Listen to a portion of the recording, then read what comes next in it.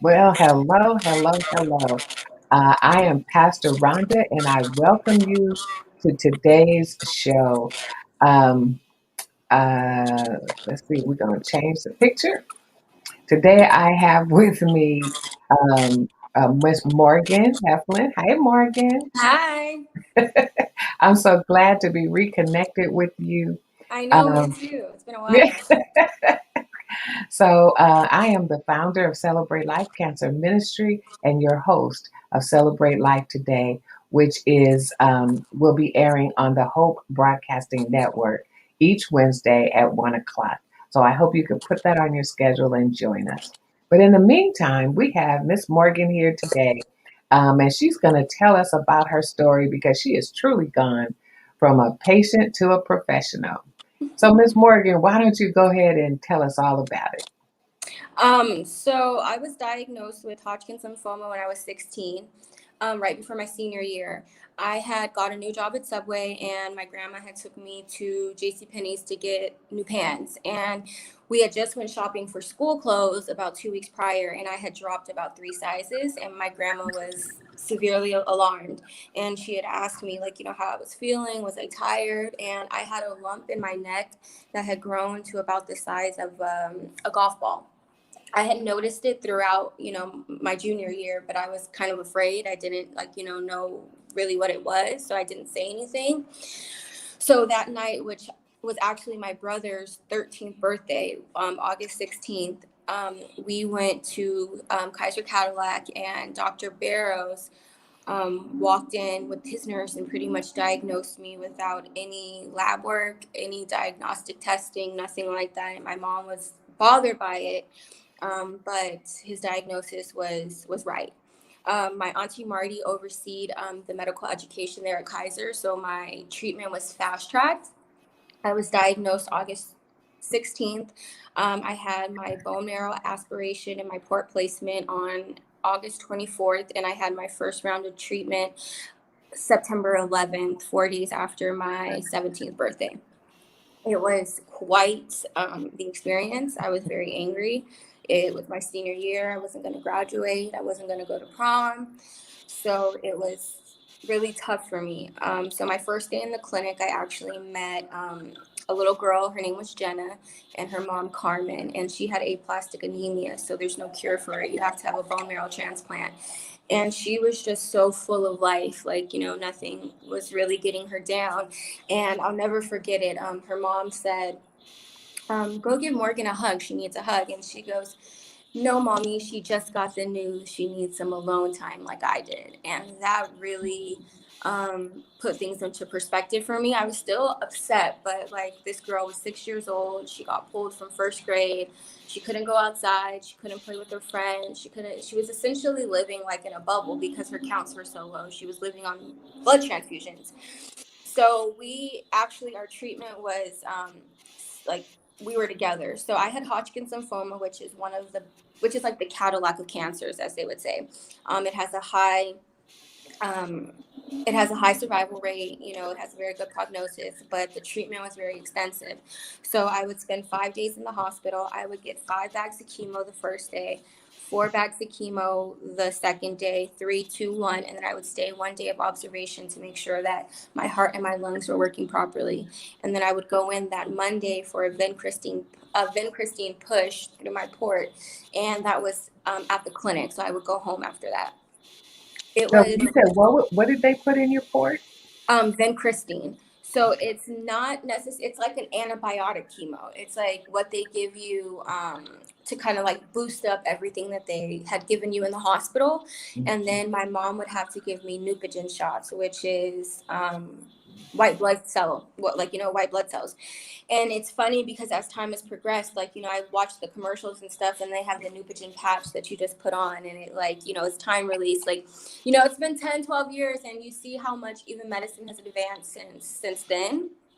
Um, so I decided that, I was going to get involved with the clinic. That was was kind of like my saving grace. So I received a cocktail of chemos where most people have cancers that aren't the best, but they only receive one or two chemos, right? They don't get a whole cocktail. So I was essentially getting like one of the chemos that almost everyone in the clinic was getting. So the babies and the toddlers, I would kind of like tell the parents, like, I kind of put hot towels on my feet, because that helps the, like, the stinging, or I would, take a Now, Tylenol. now, did you have stinging in your feet? That's why you put the hot towels on your feet? Yeah, I had what was called drop foot. So I had like severe like stinging in the heels of my foot and then the arch. And then my hands, they would like contract and like kind of fold in. So I would have to do like the hand exercises, and it's not something like, and for a baby, like you wouldn't really know that, you know what I mean? Like you're like, they're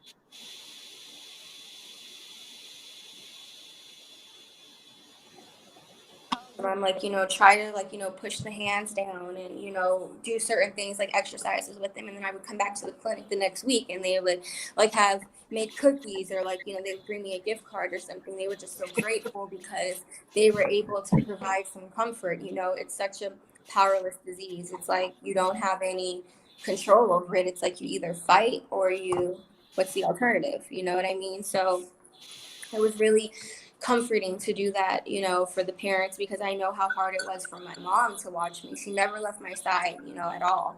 And, if that was nice to be able to, give back. And then I got involved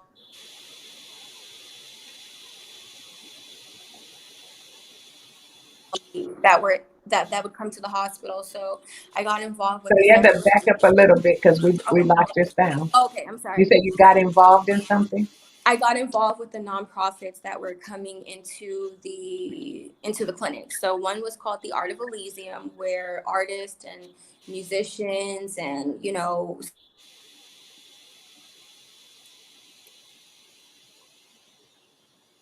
and provide therapeutic services to the kids, like with art or music, like guitar lessons. So that was a really fun thing to get involved with. The Sunshine Kids, which is a beautiful organization, they're all around the world. They take kids on basically trips, and they provide like workshops and things where you can like get connected with kids who are going through what you're going through. Because I lost a lot of my my quote unquote, I have two friends from high school that are still my friends, that were able to handle what I was going through. I know that you mentioned, like, what is it like when family members come to visit and things like that, because people don't really talk about that. But for me, I found that I was comforting my visitors more than they were comforting me, because they were so uncomfortable. They didn't know what to say, you know what I mean? And um it was hard for me. Like I would kind of prefer for them not to visit, because they would come and they would just say, "Oh, I'm so sorry, what can I do, what can I do?" And they would be crying and they're like emotional, and like you're looking at them and I'm just like, "Oh my god, I'm actually having a good day today." you know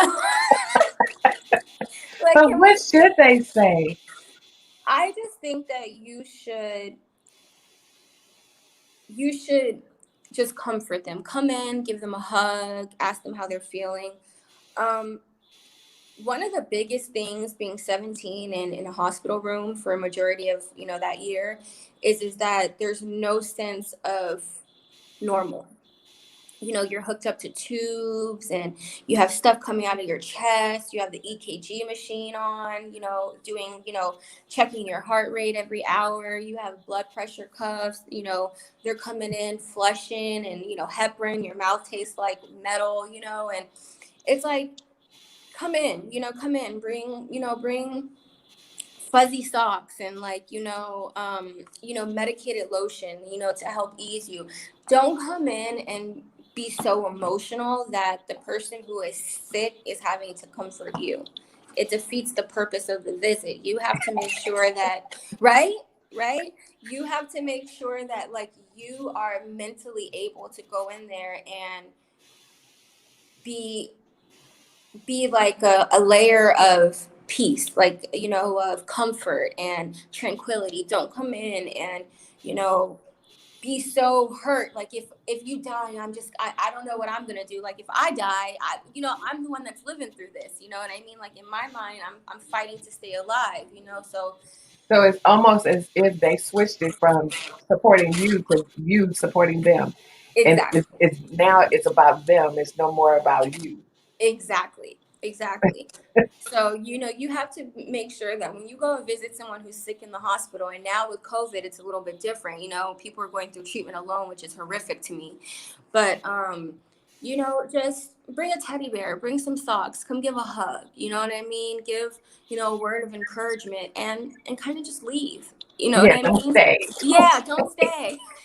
And that's a hard thing to say, but it's a reality, and I my illness really taught me to live for myself.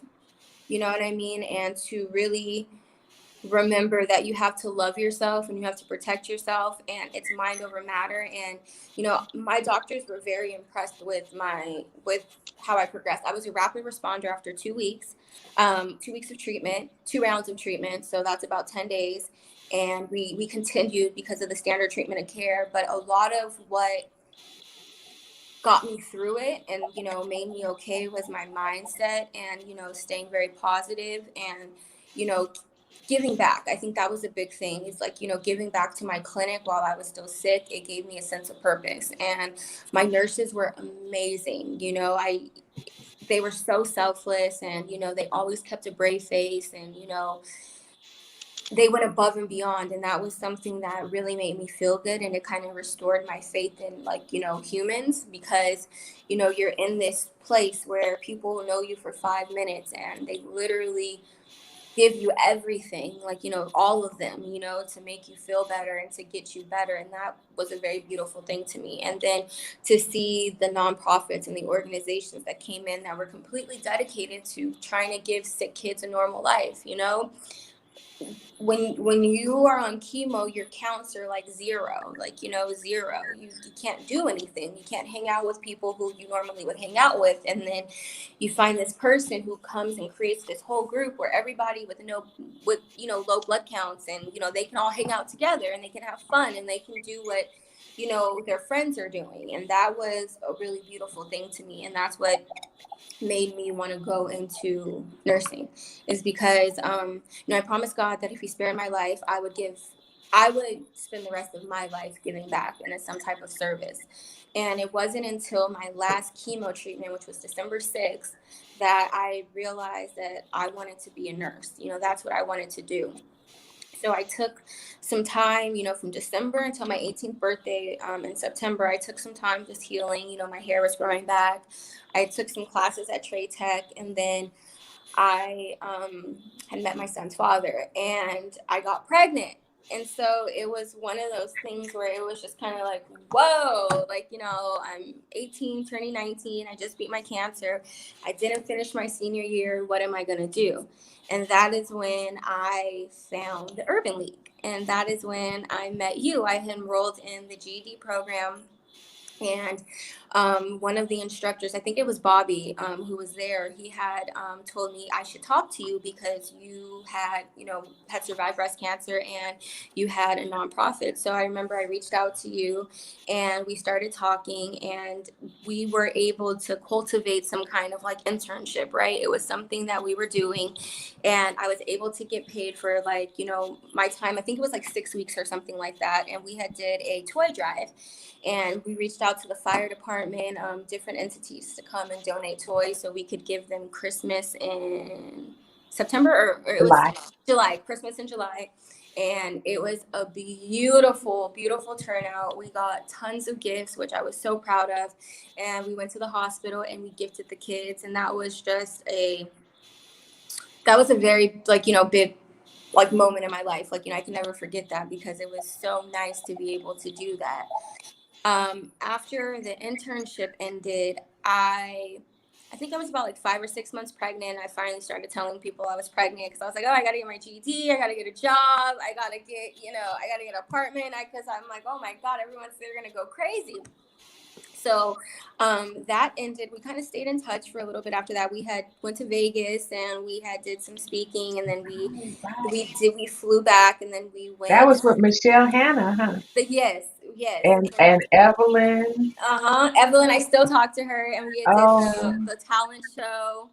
That was so much fun.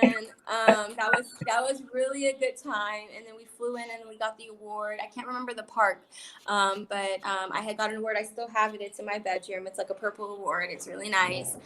And it was really fulfilling working with you. It was nice, being able to connect with someone who had been through what I had been through, and to be able to give back to the community. And that toy drive was really amazing. I would love to do something like that again. as I soon as mean, COVID is over. as soon as COVID is over, I mean, I think that would be amazing. Um, I wound up, I think they got me a job at Target. I think that's what happened. They had helped me get a job at Target, and I had reached out to them and I said, I want to do this phlebotomy class. And I wanted to go to nursing school. That's what I wanted to do. And they told me, well, after you have the baby, let me know if that it's still what you want to do. So I had Braden, and I want to say he was 6 weeks. And I went back to the Urban League and I said, look, I had the baby. I'm ready to do this. Let's do it. So they wound up paying for my phlebotomy school, which was really amazing. It took me about 6 months to find a job with it, but I wound up going to a plasmapheresis center, which was really cool. They bottle the plasma and they use it for different things like burn victims. Like, plasma has a very good, like, need, or, they need it because it helps regenerate cells and things like that. So that was a really good experience. And I was there for about a year. I was in the Los Angeles location, and then I was a part of opening the Bellflower location, which was a brand new state of the art facility. I was there for about a year, and I said, okay, it's time to go to nursing school. So I went ahead and I enrolled at a school actually on La Cienega and Fair and like Pico. I can't remember what it's like. It was like West Coast Ultrasound Institute, something like that. So the day before we were supposed to start, they called me and said they lost their accreditation. So I was like, oh my God, what are we going to do about this? So I called ACC and I went down there and I enrolled, and I literally started 3 days later. So that was, So you were really determined to make this happen. I had to. I mean, I had a baby, and I wanted to give him a good life. And I wanted to be able to, if I wanted to move or I wanted to, like, what I just wanted to make sure that no matter what, I would always be able to have a job. And I will always have a job. And I took my trade very seriously. I was almost finished. I was with biomat until maybe my last semester of school. So I said, okay, I'm not going to be able to work as a nurse here. I tried to even create a position for me at biomat that would allow me to work as a nurse, but corporate didn't want to approve it. So I wound up going through a registry as well. And I went into Cedars and I started working front office. But when I went in for my interview, I let them know, hey, I'm about 4 months away from finishing nursing school. I take my NCLEX maybe 3 weeks after that. I would really like, to transition to back office. So they kept me on as a temp the whole duration of the ending of my nursing school and until I passed my NCLEX. And the day that I passed my boards, they hired me on as a nurse. So Yay. Cedars was my first ever job as an LVN, which is very it's not usual. People don't usually start out like that. So I felt very blessed, and I worked all specialties. I went to rheumatology, urgent care, dermatology, oncology, primary care, injection clinic, travel clinic, and I ended up in endocrinology with Dr. Michael Harris, and that is where I really found my passion: diabetes and thyroid disease.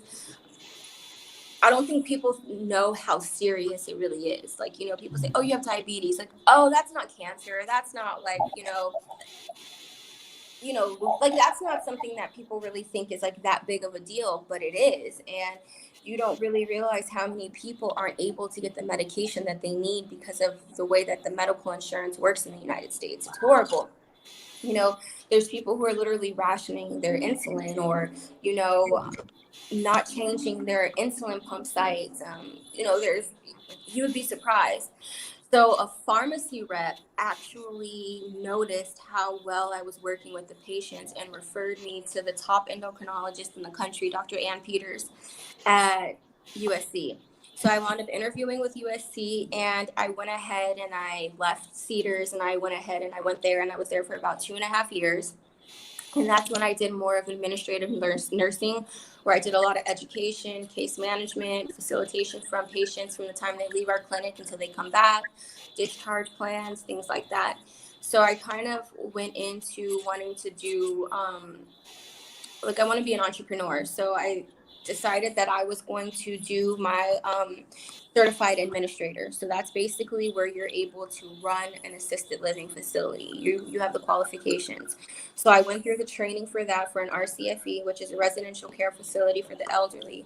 And then I did the ARF, which is an adult residential facility, and that really targets people who have mental health issues, who have just been released from prison, kids who have aged out of foster care, who need kind of guidance and things like that.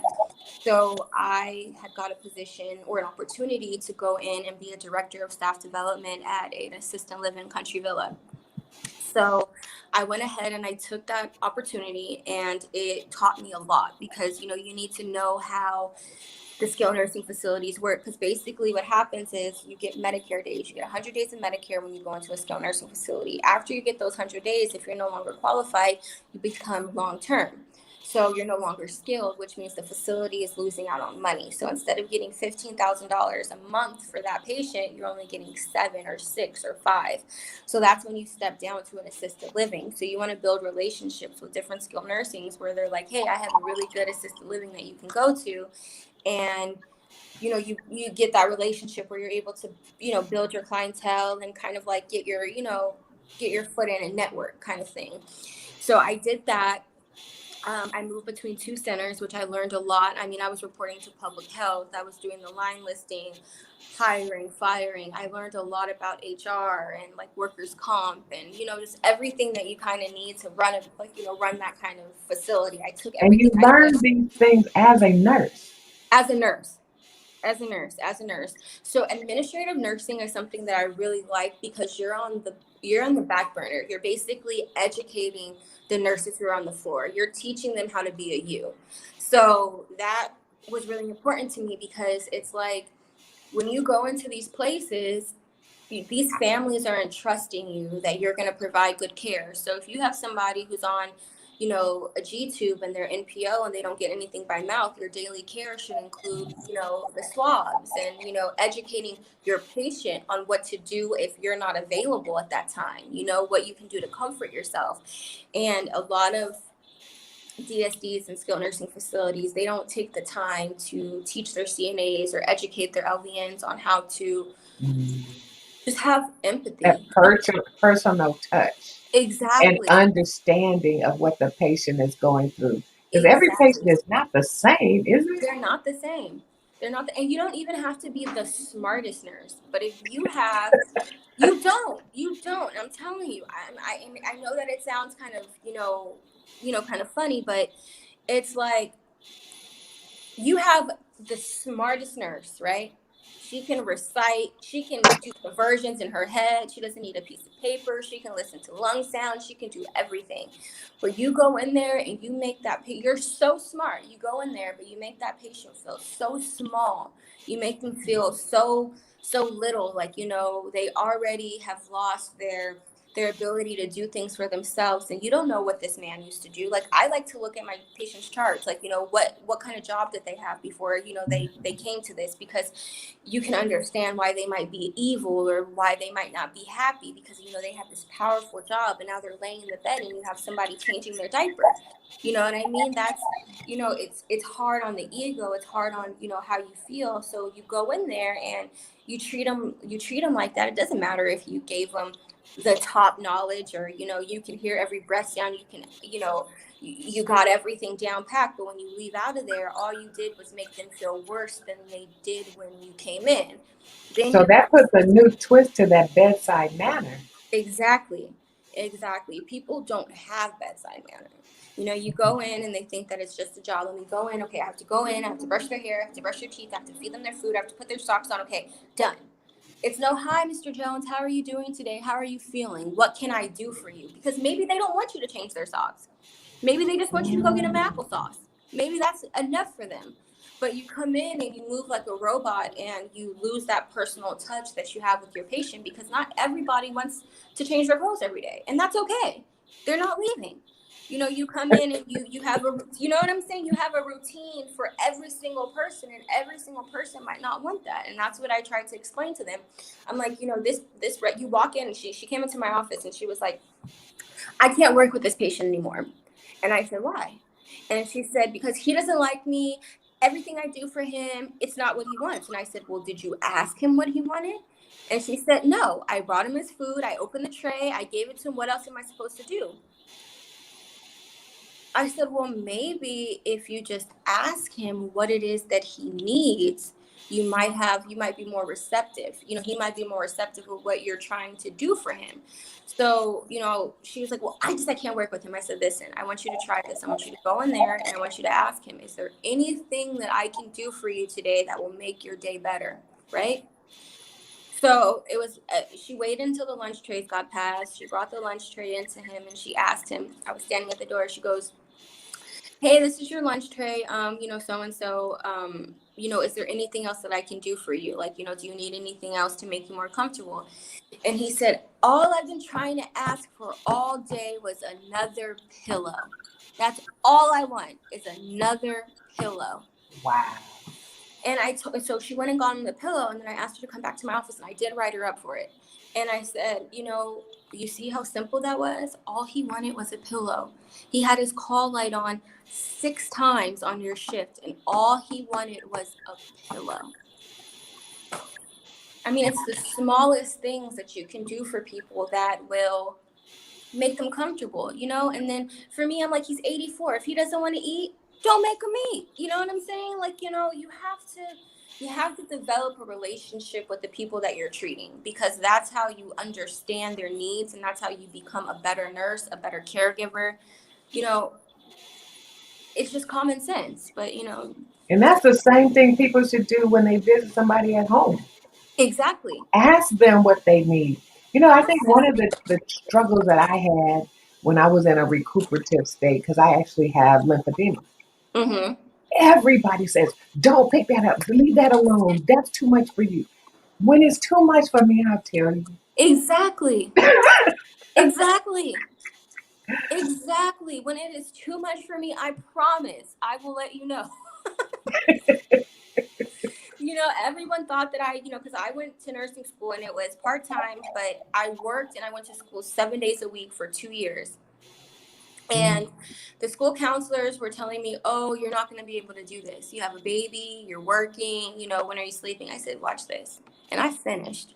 And not only did I finished with a 3.5 GPA. I walked the stage and I had a job before our graduation. So I could do it, and that's what you want to encourage. You want to encourage your patients, encourage, them to push themselves. How much can you do? That's the whole point of going into a skilled nursing facility, is to rehabilitate, not to get worse. So if they can feed themselves, let them feed themselves. Even if it's slow, put the head up, let them get those skills, encourage them to do physical therapy, make it fun. I go into the room and I know I have a bad patient. I go, hey, Mr. Jones, I'm using this for example. It was not my patient's name for HIPAA reasons, but hey, Mr. Jones, how you doing today? Oh, horrible. I had a horrible night. Nobody changed me. I didn't get my nourishment, this and this and that. I said, well, okay, are we going to have a good day today? And he goes, well, are you going to have a good day today? And I said, well, I'm going to have a good day today. If you have a good day today, how can we make it a good day? Right? You have to go in and kind of like change the dynamic of what the situation is. You know what I mean? Like, you have to remember that your cognitive ability is going to be a little bit higher than someone that's just coming into a nursing home, right? So if they have dementia, if they just went through a surgery and they're just coming out of anesthesia, if, they have memory loss, they have any kind of problem, they're getting oriented to a whole new place, a whole new facility, a whole new environment. So, you have to be able to to understand that if you're going to really be able to treat these patients, you know, like, and then when COVID hit, oh my God, it was my son's birthday. It was his 9th birthday, February 21st. And we believe it was February 26th. We got the call from public health that we had to immediately implement these practices in our office. So we got that call at 3 o'clock. We didn't leave our offices until 9 p.m. that night. We had to put together the COVID books. We had to create the temperature logs. We had to like literally implement all of public health recommendations that night by our next shift. So when 11 to 7 shift came in, we were already, you know, working the COVID plan. Then March 4th or 5th, my mom was diagnosed with triple negative breast cancer, which is a genetic cancer. So she had the BRCA2 gene, which is something that I'm going to have to get tested for to make sure that I don't have it because it's genetic. And my mom basically told me, she said, you know, she didn't start her treatment in March, April, May. She didn't start until the end of April. It was right after her birthday. So she said, Morgan, just work right now, save some money. You know, I'm going to be okay. You can't go in there. You know, you can't come with me because COVID was so strict. So she basically went through her treatment alone. You know, my grandma took her, but when she went in for her infusions, it was just her and her iPhone, you know, so that was really hard for me. Finally, in about June, everything had kind of taken a toll, you know, on me. My aunt's sister, which is my aunt, she had passed away. She had been fighting for a long time in the hospital. My mom was kind of getting a little bit worse. She was starting to lose weight and she was starting to have like, you know, the effects of chemo. And I wasn't able to see her. So I decided to step down from the position. It was no longer the best fit for me. Management understood, I understood. And I took the last 6 months, you know, just kind of being there for my mom. And then I decided to move back to LA because I was in Woodland Hills. And I kind of decided right around November, Thanksgiving. I was geared to move before Christmas, but then I got COVID. So that kind of, you know, delayed, you know, my progress. So I wound up moving back down here in January. And the first apartment I got was actually a duplex, and it wasn't insulated. It's an old building and I have my son. So it was just not, that was not a good fit. So I wound up moving again. My landlord had another property, so I moved twice in 30 days. So we moved here where I'm at now, February 19th, 3 days before my son's 10th birthday. So it has been a roller coaster. You know, we've been up and down, kind of, you know, going through the motions the last few years. I've suffered some like, you know, significant losses. My uncle passed away. That's what prompted me to move. Then my great grandmother passed away. She had fought cancer. She had hard and soft mouth palate cancer for about 3 years. It kept going and coming back. So my grandma's 60 something. So my great grandma was in her 80s. She had a good fight. She wound up passing away. Then my grandma's sister, which is my aunt, she got diagnosed with bladder cancer.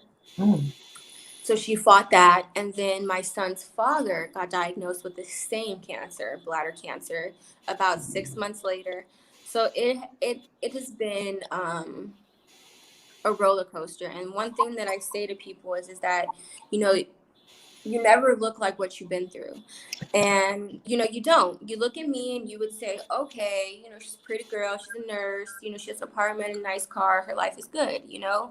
But there's things that are, you know, this is the surface, you know, and then you have the core and you have the things that you go through that make you who you are. And that's the one thing that I try to tell my son is that, you know, you never know what somebody's going through. Like, you know, you go to the park and you hang out with, you know, you play with a friend and, you know, do you expect them to know that your daddy had cancer, or do you expect them to know that Nana has cancer? You know, they don't know that. So how do you not know if they're going through the same thing?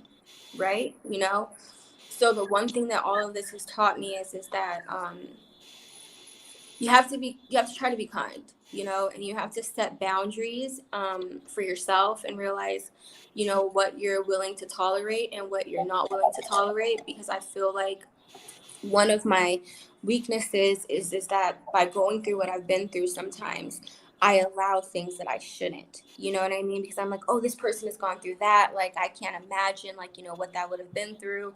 Like, how you're moving through that. Like, I know what I've been through, but dang, you've been through that. That seems a little bit harder for me. So, I'm going to be turning 30 this year.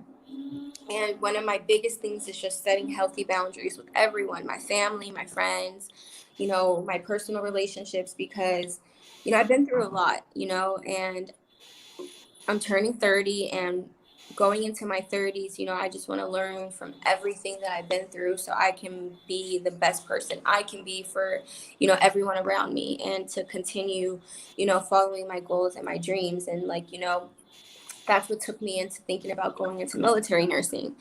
My cousin, she is a lawyer. She got her JD. We were raised together. We're 2 weeks apart. We were supposed to be born on the same day. I was a week late. She was a week early, true to form, and you can attest to that. I might be late, but I'm there. So she decided to go into the Army to practice law in the Army.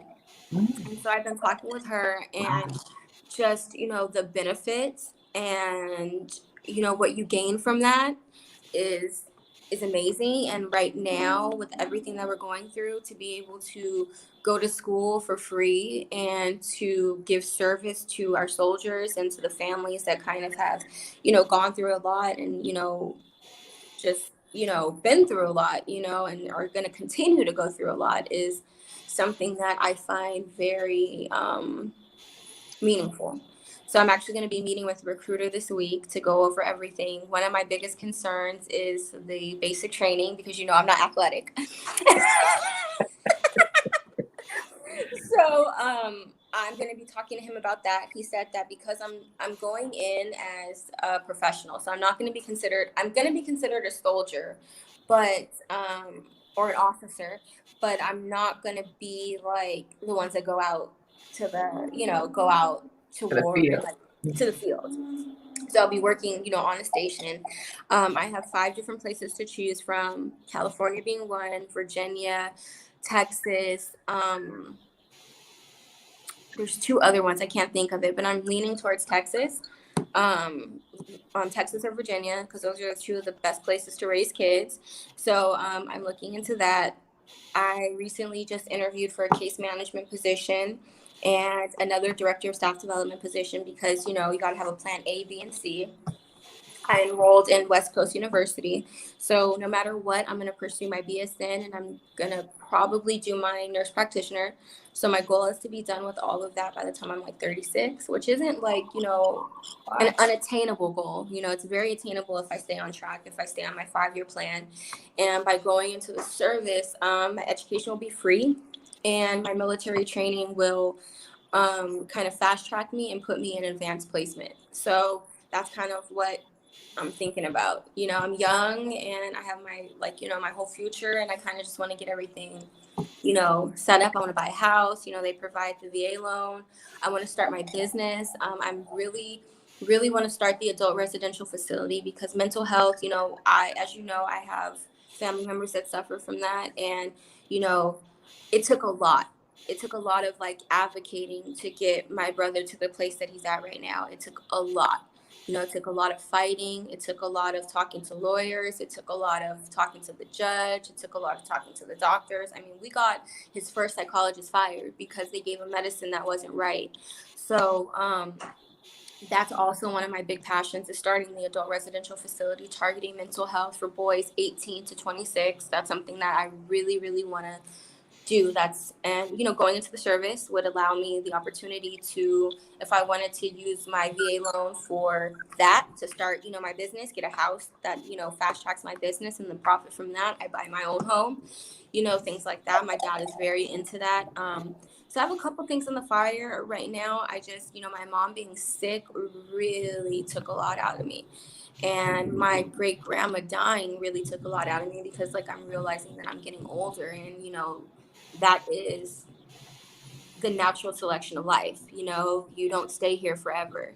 And to lose my great grandma, like kind of like, oh my God, my grandma's gonna go, my mom is sick, like it just, it was a hard realization. I think they say when you're like 28, 29, you're in that transition period where you're really starting to grow up and like realize that like, hey, I mean, I know I'm an adult, but it's like, hey, you're really an adult now, you know, and you know, your parents aren't going to be here forever. You know, your grandparents aren't going to be here forever, and you have to make sure that you get to a place where you're secure with the decisions that you make for yourself, and that, you know, you're confident in your ability to succeed, and, you know, you really practice and, like, you know, learn what your family and everyone has taught you over these years, like, you know, really instill it in yourself, because they won't always be here to tell it to you.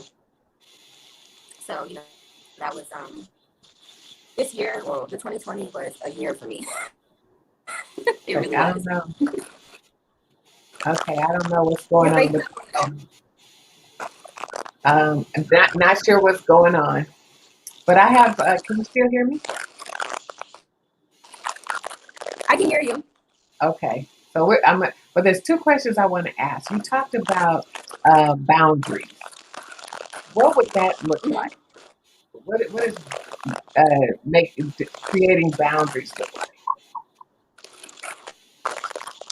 Boundaries in terms of what you what you what you allow in your space and your energy, right? So right now I'm really working on myself, you know, making amends with, like, you know, myself, and, like, you know, I wasn't the best person while my mom was sick. I was very angry, you know, I didn't really understand why this is happening to me so many times in my life, you know, my son's father, my grandma, my great grandma, you know what I mean? Like, it just seems so unfair, you know? So people will come in and they will drain you with what you have to offer, right? Like, you Morgan, know, I hang want to on for help. just a second. Hang on, we got some Okay. technology things going on in the back. See if we can get rid of that sound. As we continue the conversation, we're going to see if we can straighten up the freezing and the background in the sound. But this has been an awesome conversation with Morgan, um, who was actually diagnosed at 16 with Hodgkin's lymphoma and ultimately became a nurse. And it seems like she's truly fast tracking in a great kind of way through her life to be able to be of service and of care to those other individuals in her world. So I don't know what happened, but maybe we'll just have to have her back at another time. Um, it seems like sometimes technology works well and sometimes it doesn't. But as the founder of Celebrate Life, I just want to be able to let you know that we will also be here tomorrow. Tomorrow is April 27th. We will be here at 10 o'clock with Dr. Fareed Zarif, who will be talking about the nutrition revolution. He was here 2 weeks ago, and many of you enjoyed that conversation with him. So he's coming back to continue the conversation, add some new pieces to the knowledge. And then tomorrow, at 4 o'clock, we have Dr. Let's see, who is it? Allison, Dr. Allison from UCLA, who Dr. Allison Herman, who will be talking about what is HPV and why should I have my child vaccinated. So I know a lot of people have asked that question and have been asking for years. And sometimes we get answers and sometimes we don't. But tomorrow at 4 o'clock, right here, wherever you're watching, we'll be here with Dr. Herman. So I really want to thank all of you for joining us today. And until next time. Oh, Morgan is here. Morgan is back. So now we can't hear her. Can we hear her yet? Can we hear you? Yeah, I can hear you. Can you hear me? Yes, we can. Okay, I'm so sorry about that. My whole screen went black. Okay. Okay, but you were talking about uh, boundaries. Boundaries. I think boundaries are really important because over the years, I have allowed people to come in, and sometimes I make other people's problems my own problems. Mm. And like I was saying before we got cut off, when my mom got sick, I was very angry, so I pushed a lot of people away. And because I could not deal with their problems and what I was going through at that time. And, you know, when people see this interview, because I'm going to share with my friends and stuff, I hope they don't get mad at me, is that I honestly feel like I've been a better friend to a lot of my friends than they've been to me. And it's not something that I dislike them for, or I don't love them, or I like them any less. It's just their ability to be there for me. I, they don't always know how. You know what I mean? Maybe my problems are too serious for them, or maybe it's too heavy for them to internalize and they don't know what to do. So I kind of give them the benefit of the doubt. But in setting boundaries, is that I don't have a lot of problems. You know what I mean? I live a pretty peaceful life.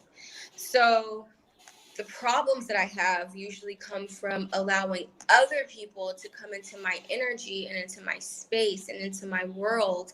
And Nurse Morgie, always wants to come in and save the day. You know what I mean? And right now, I'm learning how to say no and not feel bad about it. And that's something that I haven't been able to do. I'm going to give you what I can give you, but I can't give you more than what I can give you. And that's something that I'm standing by with everyone, because all of the energy that I've put into other people and their problems, I could have put into myself. Now, God has blessed me abundantly. The universe has a very funny way of taking care of me. You have blessed me tremendously.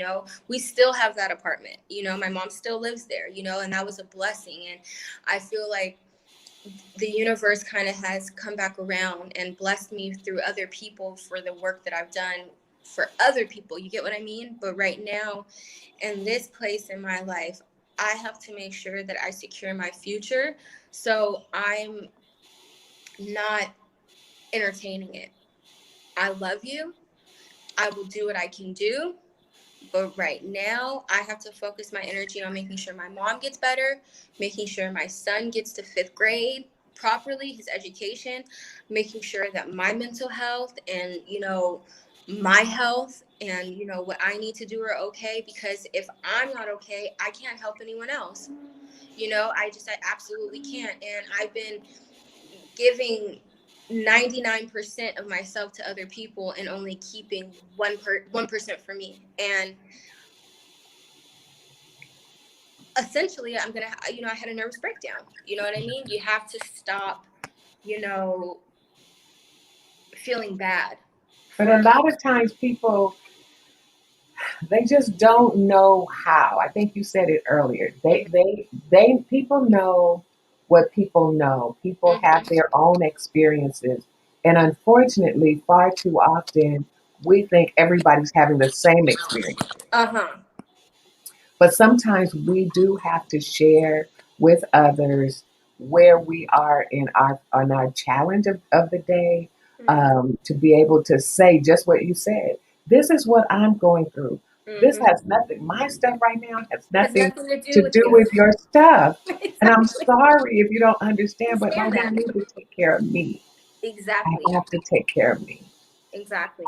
I have friends that, they want to be around me because I'm the hype queen. I'm the life of Harley, Yes, you are.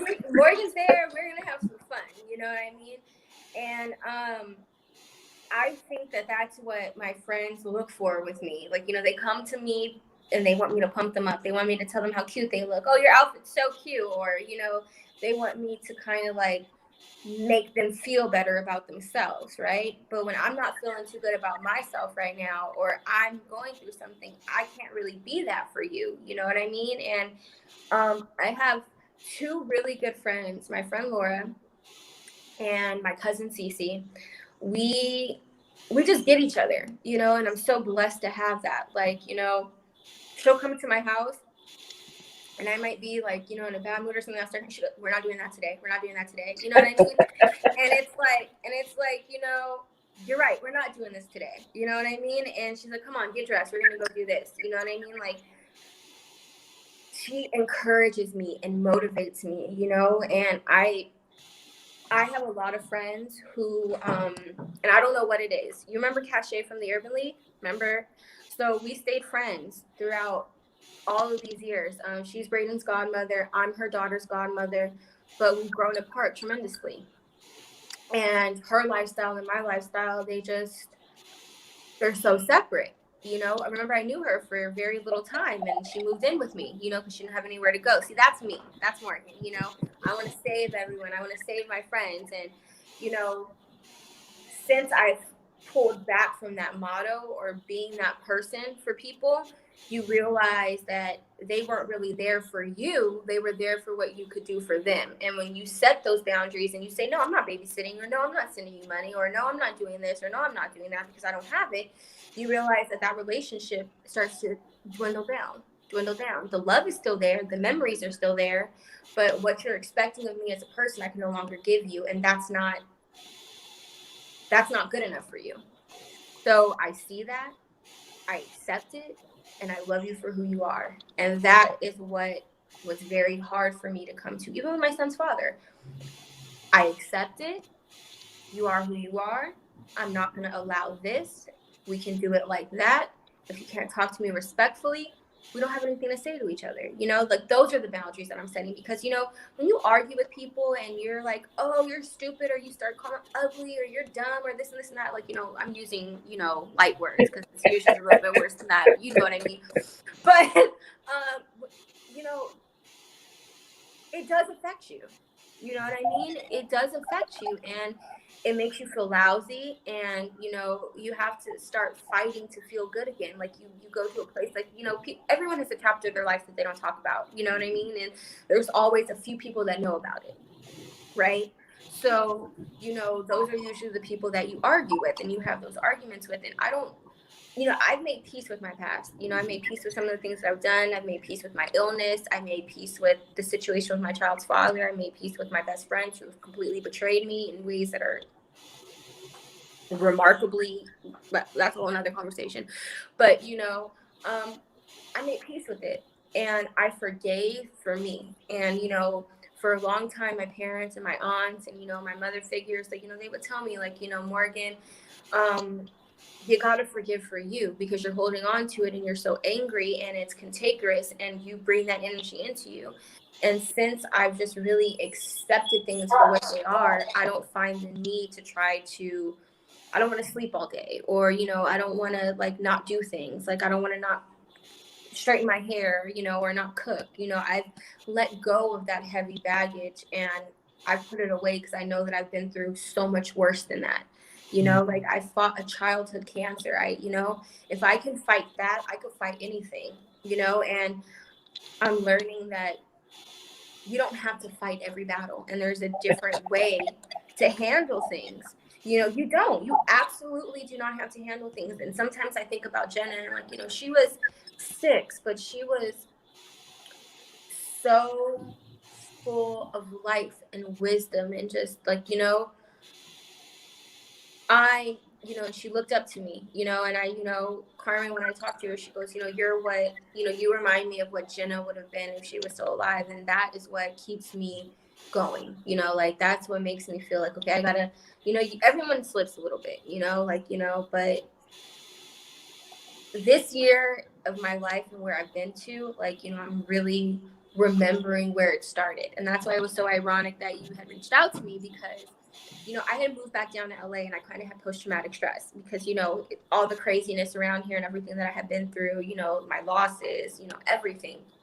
And I actually started doing counseling because I thought it was important, because I've been through a lot of things. And Counseling for yourself? for myself, because I've been through a lot of things, and there's a lot of things that I kind of feel like I need help understanding from, like, somebody who doesn't know everything. You know what I mean? That, you know, It's somebody not connected. not connected, you know, and then she's helping me realize, like, you know, Morgan, what used to make you happy? She goes, you know, 1 year out of 30 years of your life doesn't mean that you have to be like that forever. Everyone has moments, you know, but where did it start?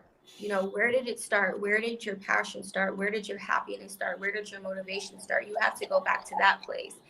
And that was giving back.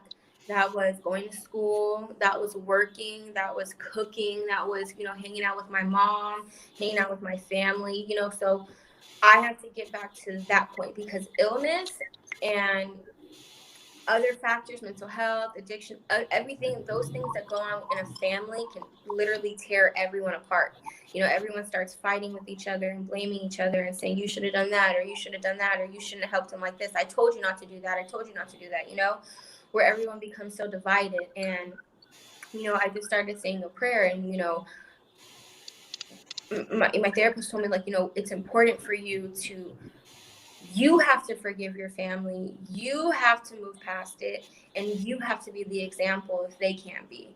And that's kind of what I started to do is that, okay, I'm going to have to forgive. I'm going to have to say, okay, everyone lives their own life. I can't be mad at you if you want to live like that, or if you want to do this, this is your life to live, but not disassociate myself with my family. Accept them for who they are. Stop trying to change them. Right. Stop trying to change the situation because it's fine, and that's kind of what I've been doing. And it's been paying off, especially with my mom, and, my dad and my grandparents and, everyone. I'm starting to remember all the things that they have done for me and all the places that we have been and all of the good times that we had, because everyone's going to have bad times, but it's about moving past it because, family's everything. And, even setting healthy boundaries with them so we can have a healthy relationship. You know what I mean? And, that's kind of what I'm doing right now. That's kind of it. I'm moving, I'm progressing, I really want to finish my RN program. I'm going to, knock that out in the next 2 years and then do an NP program and maybe do my doctorate. I'm not sure yet, depending on, if I decide to go into the military. You will. I see it coming. Open my facility for, young men who are suffering because, everyone says it. If it wasn't for me, and don't get me wrong, my mom and my dad have played a tremendous part in my brother's life, but I fought for my brother.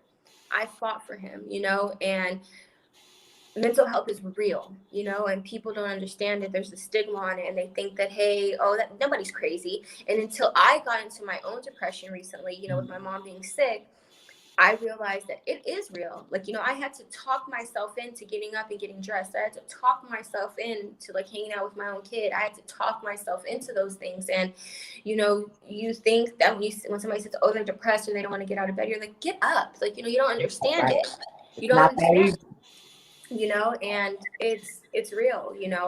My uncle took his own life, 2 years ago because he was suffering from mental health issues, and it's real. And, I was so angry for a long time with my grandmother, my dad's side, because like, you hid it from the family instead of letting us know, so we can rally together and support him. That was the outcome. And I had to forgive her for that, and because we were very close, we were raised like brother and sister, and it's just a lot of things that come into it, that come into play. And, illness is so hard, but I think that I don't know if you remember me saying this. I think that people who go through life-threatening illnesses, even if it isn't cancer, we're like a secret society because people don't really understand it unless you go through it. You really don't. Now, I feel that everyone has their own version of cancer that they go through in life. That transcending moment that really shapes their life. Everyone goes through something like that. But to be told that you have cancer and the only way to survive is to essentially treat your body like a garbage can, pump you full of chemo. I had 8 surgeries. I was hospitalized 3 times for infection. People don't get how hard that is, and, your mindset and what you really, really, really have to do to get through that, So I really admire, people who are able to come out of that and like you give back, you know what I mean? And, not be a victim and not, make excuses and live your life and empower other people and, motivate. I think that's really important, and the world doesn't have a lot of that. And, it's, you're really a blessing. And, even you reaching out to me, it was just like, I feel like God sent you to me because it was like, go back to where it started. Literally, my therapist told me that last week. You got to go back to where it all started. And this is where it all started. And, I feel like, God is telling me I'm moving in the right direction. So, I'm Amen. very honored to do this interview today with you. I'm so sorry it didn't work out yesterday, but I really look forward to working with you more. I really would like to. I'm back in LA. I don't have like a clear schedule yet. I'm choosing between two jobs, which is the case management and the DSD. Right now I'm negotiating my salary, so that will kind of determine where I go. Because I Well, like both jobs. you are definitely on the right track, Nurse Morgie. Thank you, Pastor Rhonda. I There are miss so you. many people that are so proud of you and how you have just never given up. And just to add one thing to everything you said is the people you bless are not necessarily the people who bless you back. Nope. And other folks need to learn that as well as we need to learn it a little bit better. But because we spend a lot of time thinking, well, I did this for somebody, they should do this for me. Mm-hmm. But it's not your Exactly. gift. Your gift is giving. Exactly. Your gift may not be, well, you mentioned it. Your gift may not be cleaning the house. It's not mine, you Mm-hmm. know. But nonetheless, I can help you get your house clean. But it may Mm-hmm. not be done by me. Exactly. Exactly. So, but I look forward to having you come back and share Yes. with us Yes. because you touched on a lot of different things I would like to know more about. Of course. And I'm just going to put this out here, not for conversation, but when you're diagnosed with pre-diabetes Mm-hmm. and they don't give you a plan, That is that's so when the cool. plan should come in, That's when not the when plan you comes have in. full-blown diabetes, you know. So, No, but we very can talk true. about that one next time. We can, and that's something that I'm very passionate about. And I would love to discuss it. I have a lot of tips. I have a lot of resources. I fought for my patients because insulin is extremely expensive, and your A1C, your point of care testing, that's expensive. It's $300. There's so many things that people don't know in the diabetes community that I would love to educate. There's so many programs. There's so many coupons, savings programs, so many things that are available to you that a lot of doctors' offices, because they're so inundated and the nurses are so busy downloading pumps and Dexcoms and things like that they don't talk to their patients. But what I did was I put a fact sheet together for Mhm. my patients. I put down, so like, the manufacturers, Lilly, Novo, all of those different places, AstraZeneca. There's different places that, supply your insulin. You might be Humalog resistant, so you got to take Novolog. You might need your long lasting, so you can't afford Lantus, so they give you Basaglar, but you can get Lantus because there's a coupon for it. You see what I'm saying? There's things that are out there that you could really, really benefit from that people don't like to talk about, and I don't understand that. I really don't. So yeah, I would love to. Please let me know. I will All do like right. a whole fact thing for you and kind of send you some material. Yeah, for sure. Awesome. So I want to thank you again, Miss Morgie, Dr. No, Nurse Morgie. I get it. Nurse Uh, Morgie. And Nurse Morgie, Dr. Morgie one From day. your mouth to God's ears. Oh, so I want to thank everyone else who stayed on with us. Hi, Olinka and Bobby and Pat. A couple of you have been here with us for quite some time. Oh, Richard Morning. Hey.